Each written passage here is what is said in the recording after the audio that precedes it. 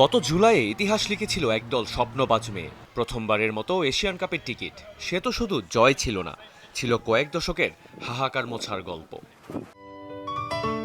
Ceylon টি রপ্তানিতে শীর্ষে। হয়তো কিছু অপূর্ণতা আছে, হয়তো সবটুকু পাওয়া হয়নি, কিন্তু সিডনির এই শীতে যে ঘাম ঝরছে তার নাম বিশ্বাস। এশিয়ার সেরাদের বিপক্ষে বুক চিতিয়ে লড়ার অঙ্গীকার। ঘড়ির কাঁটায় ঠিক সকাল ৯টা। শুরু হলো ২ ঘন্টার এক রুদ্ধশ্বাস মিশন।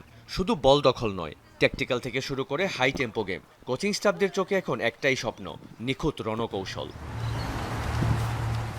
৮ বনাম ৮ পজিশনে ম্যাচে কেউ কাউকে ছাড় দিতে নারাজ। আক্রমণ আর রক্ষণের এই লড়াই বলছে ম্যাচ জেতার জন্য কতটা মরিয়া আফিদারা। ডিসিপ্লিন আর ইন্টেন্সিটি, সে তো এখন অনেক তুঙ্গে। আলহামদুলিল্লাহ, ভালো সব কিছু মিলিয়ে। ওইখানে আসার পর আমরা একটা ফ্রেন্ডলি ম্যাচ খেলছি, তো ওইখানে যা ভুল ত্রুটি হয়েছে কোচ আমাদের সেটা 2টা ট্রেনিং সেশন করেছে। সব দিক দিয়ে ট্রেনিং সেশনে যা আমাদের ভুল ত্রুটি হয় সেটা ধরিয়ে দেয় আমাদের, তো ওইটা শুধরানোর চেষ্টা করি আমরা। নেট কাঁপানো ফিনিশিং শেষে এবার বডি রিল্যাক্স করার পালা।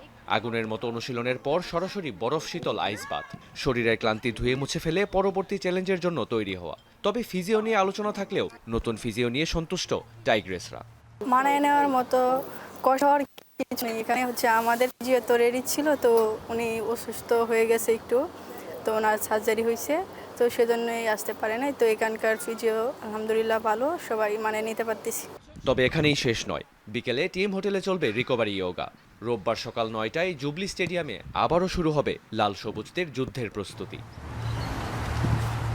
রিয়ান রাফতি, যমুনা স্পোর্টস।